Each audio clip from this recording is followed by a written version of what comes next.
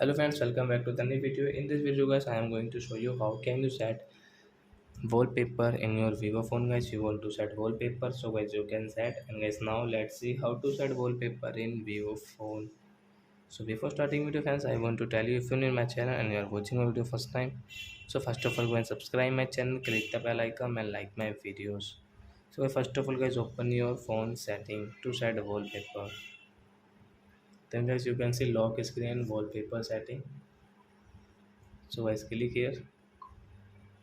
Guys, click on wallpaper. And guys, you want to download wallpaper, so guys you can download from here. And guys, now we have guys some download wallpaper. So guys, local wallpaper click, and guys click on this downloads. So which wallpaper guys you want to set, so guys choose any wallpaper. So guys, we will